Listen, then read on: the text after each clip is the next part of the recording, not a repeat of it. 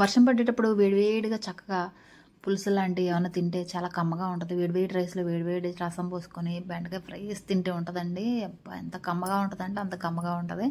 బెండకాయ ఫ్రై చేసే విధంగా చేస్తే చాలా కమ్మగా ఉంటుంది అనమాట.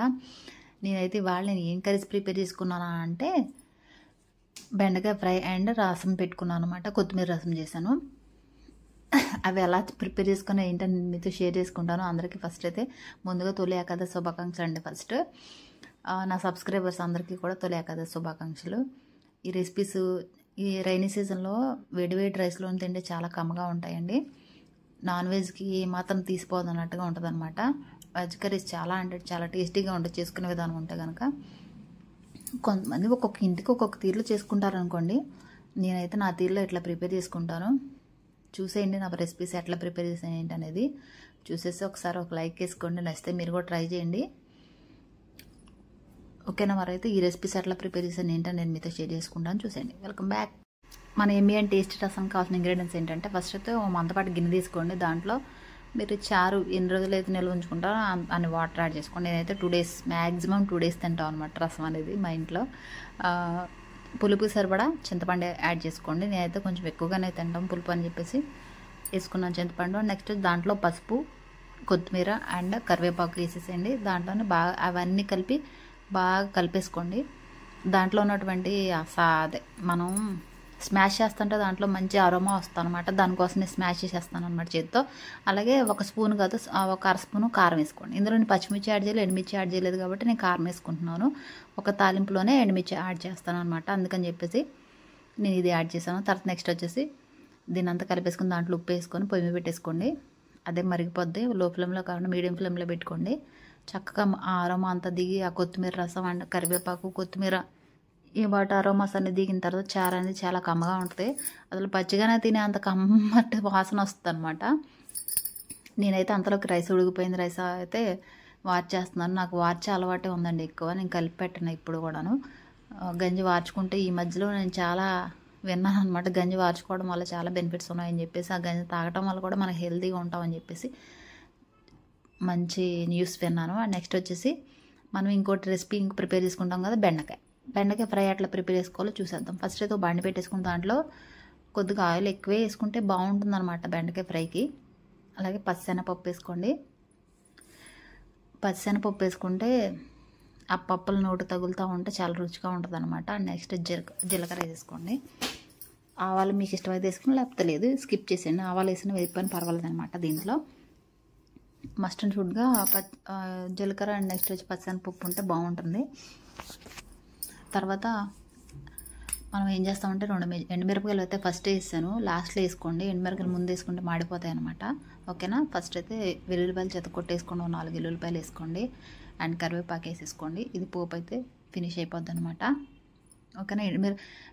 నిమ్మిచ్చి చేసుకుంటే మంచి అరోమా వస్తుంది మనకి. అరోమా కోసం నేను చెప్పేసి ఖచ్చితంగా తాలింపులో మాకు వెల్లుల్లిపాయ లేకుండా కరివేపాకు లేకుండా ఉండదన్నమాట. ఈ ఎండుమిరపకాయ ఉన్నా లేకపోతే స్కిప్ చేస్తాం, కానీ ఈ కరివేపాకు అండ్ వెల్లుల్లిపాయ లేకుండా మాత్రం పోపు వేసుకోము. అండ్ నెక్స్ట్ వచ్చేసి 2 పచ్చిమిర్చి కట్ చేసి పక్కన పెట్టేసుకున్నాం, అవి వేసేసుకున్నాను. నెక్స్ట్ బెండకాయ ముక్కలు వేసేసాను. ఇంతే అండి, చాలా సింపుల్గా అయిపోద్ది అనమాట. దీంట్లో ఏం చేయాలంటే ఫస్ట్ మామూలుగా ఒకసారి కలిగి తిప్పేసుకొని దీంట్లో ఉప్పు పసుపు వేసుకొని మీకు మొక్కగా చక్కగా పీస్ అలాగే ఎలా బెండకాయ ఫ్రైలా రావాలనుకుంటే కనుక దీన్ని ఉప్పు పసుపు వేసేసిన తర్వాత గరిటెతో తిప్పకుండా ఒకసారి పైకి కిందకి కుదపండి. అంటే మీకు చేపల కూర ఎట్లా తిప్పుకుంటాం అలా తిప్పండి. దానివల్ల ఏమవుద్దంటే మొక్క కలిసిపోకుండా చక్కగా జిగురు రాకుండా బెండకాయ ఫ్రై అనేది పొడి పొడిలాడుతూ వస్తుంది అనమాట. ఇందులో సాల్ట్ యాడ్ చేసుకోండి, ఉప్పు మాత్రం వేయద్దు, బాగోదనమాట, కరగదు త్వరగా. అండ్ కళ్ళు తగులుతూ ఉంటే బాగోదు. ఉప్పు రుచికి సరిపడా ముందే వేసుకోండి. తర్వాత సరిపోతే మీరు యాడ్ చేసుకోండి. నేను సాల్ట్ వేసుకున్నాను. సాల్ట్ వేసుకున్న తర్వాత దాన్ని ముక్కలు మాత్రం గరిటె పెట్టి తెప్పొద్దు. ఇట్లా క్లాత్ పెట్టుకొని అదే మీరు దీంతో అయితే అది నాకైతే కట్టర్ అలాంటివి అంటే భయం అని చెప్పేసి నేను ఇట్లా చేస్తాను అనమాట. కట్టర్ అంటే కాలింది ఒకసారి, ఇంకా అందుకని కట్టర్ వాడట్లేదు అప్పటి నుంచి. ఇంకా మూత పెట్టేసి పక్కన పెట్టేసుకోనుకోండి, సిమ్లో పెట్టేసుకుంటే చక్కగా మగ్గిపోద్ది బెండకాయ ఫ్రై అనేది.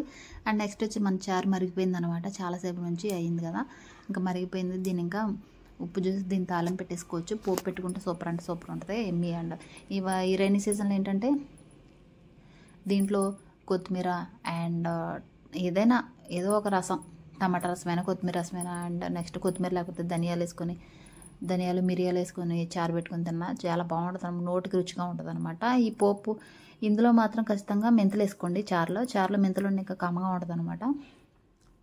మీరు పోపు ఏ విధంగా పెట్టుకుంటారో తెలియదుగా, నేనైతే మెంతులు, జీలకర్ర, ఆవాలు అండ్ నెక్స్ట్ వచ్చేసి వెల్లుల్లిపాయలు, ఎండుమిర్చి, కరివేపాకు, ఇదైతే మస్ట్ అండ్ షుడ్ అనమాట. ఇవన్నీ ఏమి లేకపోతే పోపు ఏదో బాగున్నట్టు ఉంటుంది. కొంతమంది అయితే చారులో ఉల్లిపాయలు కూడా వేసుకుంటారు. అట్లా ఉల్లిపాయలు వేసుకోం మేము. ఇలాగే చేస్తాను. నాకు ఇలా అంటే ఇష్టం. ఉల్లిపాయలు వేసుకుంటే ఎందుకు చారుతో ఎక్కువ రోజులు ఉండదు అనిపిస్తుంది. ఎక్కువ రోజులు అంటే 1 or 2 days ఉండదేమో అనిపిస్తుంది. నేను వేసుకోలేదు ఎప్పుడు కూడా ఇప్పటి వరకు. ఎప్పుడన్నా వేసుకోవాలంటే ట్రై చేద్దాం ఎలా ఉంటుంది ఏంటని. అందరూ కొంతమంది పప్పు అండ్ చారులో కూడా ఎక్కువ ఉల్లిపాయ వేసుకుంటారు, ఉల్లిపాయ యాడ్ చేస్తారు, ఉల్లిపాయ తాలింపులో వేసుకుంటారు.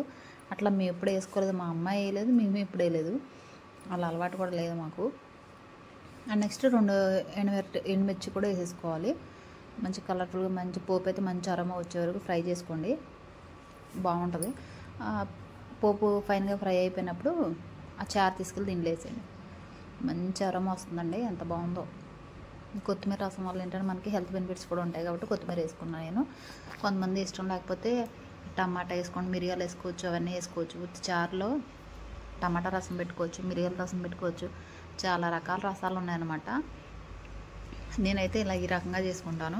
మా ఫైన్గా చారు అయితే ప్రిపేర్ అయిపోయింది. చాలా అంటే చాలా టేస్టీగా ఉంటుంది. ఒకసారి ఇట్లా ట్రై చేసి చూడండి, చాలా బాగుంటుంది. ఓకేనా. మనం ఇంకా బెండకాయ ఫ్రై ఎలా ఉంది, ఎక్కడి వరకు వచ్చిందో చూద్దాం. నేనైతే గిన్నెలోకి తీసేసుకున్నాను నేను. మన బెండకాయ ఫ్రై అయితే అలా ఉందండి, అక్కడ దాకా వచ్చిందనమాట. నేను మూత వేయటం వల్ల ఏంటంటే అందులో ఉన్న వాటర్ దిగి ఆవిరి గుడుగుతూ ఉంటుంది అనమాట. ముక్క అనేది బాగా డ్రై ఫ్రై చేసుకోక్కర్లేదు. సింపుల్గా మీడియం ఫ్లేమ్లో పెట్టుకొని అలా ఫ్రై చేసుకుంటా. దీంట్లో మనం పచ్చిమిర్చి వేసాం, ఎండుమిర్చి వేసాం కాబట్టి ఇంకా కారం అయితే స్కిప్ చేసేయచ్చు. మళ్ళీ కారం వేసుకుంటే వేరే టేస్ట్ వచ్చేస్తుంది అనమాట, అది బాగోదు. కొంతమంది ఫ్రై చేసుకుంటే ఏంటి గుజ్జుగా ఉన్నట్టు అనిపిస్తుంది. నాకు బెండకాయలు చూసారు అంత చక్కగా ముక్క అలా కనిపిస్తుందో అలా కనిపించాలన్నమాట. ఎట్లయినా ఒక మ్యాక్సిమం ఒక 10 or 15 minutes మూత పెట్టి ఉంచుకొని చూసారా ముక్క అట్లా చేతితో నలిపి చూపించాను మీకు. మీరు ఏమన్నా మళ్ళీ అనుకుంటారేమో అని చెప్పేసి నేనైతే మూత చేసి ఒక 10 minutes ఉంచాను అనమాట. నాకైతే పర్ఫెక్ట్గా ఫస్ట్ వేసింది సాల్ట్ సరిపోయింది. ఇంక నేను మరి నెక్స్ట్ వేసుకోలేదు. మన ఫ్రై అయితే రెడీ అయిపోతుంది. పిల్లలకి లంచ్ బాక్స్లో కూడా ఇలా ఫ్రై చేసి పెడితే కమ్మగా తినేస్తారండి వాళ్ళకి. ఆ రెసిపీ కూడా ఇది ఇలా యూజ్ అవుతుంది అనమాట. బాగుంటుంది. కారం వేయద్దు, కారం వేస్తే కనుక టేస్ట్ మారిపోయి ఆ ఫ్లేవర్ పోద్ది అనమాట. అందుకని చెప్పేసి కారం వేయకుండా ఎండుమిర్చి పచ్చిమిర్చితోనే కవర్ చేసేయాలి మన కారం అనేది. కావాలి ఇంకా స్పైసీనెస్ కావాలంటే ఇంకో 2 పచ్చిమిర్చి యాడ్ చేసుకున్నాను, అంతేగాని కారం మాత్రం యాడ్ చేయొద్దు. ఓకేనా. మన ఫ్రై అయితే చక్కగా కలర్ఫుల్గా రెడీ అయిపోయింది. యమ్ అండ్ టేస్టీగా ఉంటుంది అనమాట. చాలా బాగుంటుంది. ఇలా ట్రై చేసుకోండి. చాలా సింపుల్గా అండ్ ఈజీగా ఉండే టేస్టీ రెసిపీస్.